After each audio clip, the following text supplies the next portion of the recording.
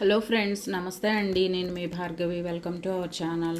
ఇవాళ మన వీడియోలో కొబ్బరి టమాటో పచ్చడి చేస్తున్నానండి. దీనికోసం నేను ఒక చిన్న సైజు కొబ్బరికాయ తీసుకున్నాను. ఈ ముక్కలు చేసేసి పెట్టుకున్నాను. 3 మీడియం సైజు టమాటోలు తీసుకున్నానండి. ఒక 10 పచ్చిమిరపకాయలు తీసుకున్నాను. దీన్ని ఎలా ప్రిపేర్ చేసుకోవాలో చూద్దాం. స్టవ్ వెలిగించి బాండీ పెట్టాను. దాంట్లో ఒక 3 టేబుల్ స్పూన్స్ ఆయిల్ వేసాను. ఆయిల్ హీట్ ఎక్కింది. దీంట్లో ఒక 2 స్పూన్లు పొట్టు మినపప్పు వేస్తున్నానండి.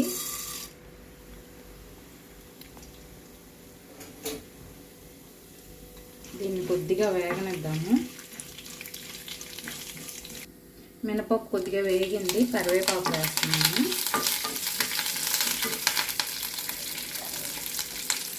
ఇప్పుడు ఈ పచ్చిమిరపకాయలు కూడా వేసేస్తున్నాను. పచ్చిమిరపకాయలు కొద్దిగా వేగినాయి కదా, ఈ కొబ్బరి వేసేస్తున్నానండి. ఇందులో ఈ కొబ్బరిని కూడా కొంచెం వేయించడం వల్ల ఈ టేస్ట్ అనేది చాలా బాగుంటుంది. ఫ్లేవర్ మారిద్దండి, చాలా బాగుంటుంది టేస్ట్. ఇంకా సరిపోద్దండి, ఇలా వేగితే సరిపోద్ది. ఇది మిక్సీ జార్లోకి తీసేసుకున్నాము.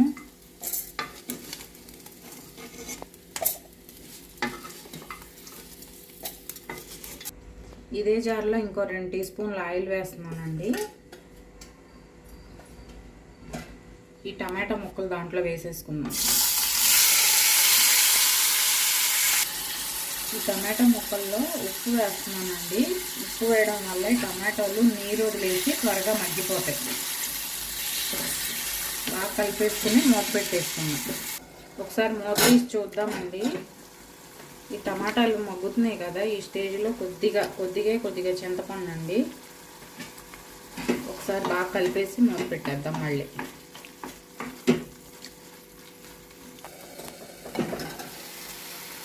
టమాటాలు బాగానే మగ్గిపోయాయండి.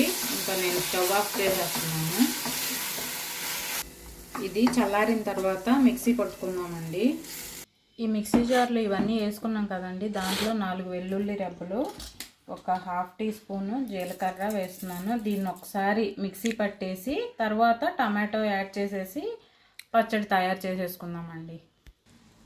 సాల్ట్ వేస్తున్నానండి. ఇందాక టమాటోల్లో కొద్దిగా వేసాను కదా, అందుకని కొద్దిగా వేస్తున్నాను ఈ కొబ్బరికి సరిపడా. ఇప్పుడు ఈ టమాటో పేస్ట్ కూడా వేసేసి బాగా మెత్తగా రుబ్బాల్సిన అవసరం లేదండి. కొంచెం బరకగా ఉంటేనే బాగుంటుంది ఇది. పచ్చడి తాలింపు పెట్టుకుందామండి. ఆవాలు, జీలకర్ర, మినపప్పు వేస్తున్నాను.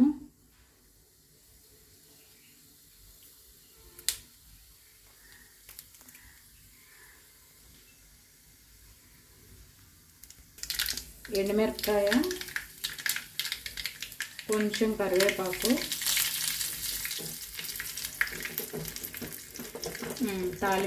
తాలింపు వేగిందండి. స్టవ్ ఆఫ్ చేసేస్తున్నాను. దీన్ని చట్నీలోకి ట్రాన్స్ఫర్ చేసేద్దాం.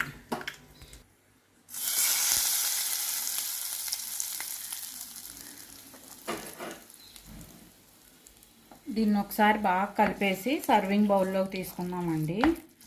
ఇది టిఫిన్లోకి బాగుంటుంది, రైస్లోకి బాగుంటుందండి. ఎప్పుడు పల్లి చట్నీ, శనగపప్పు చట్నీ ఇలా కాకుండా కొంచెం డిఫరెంట్గా అప్పుడప్పుడు ఇది చాలా టేస్ట్గా ఉంటుందండి.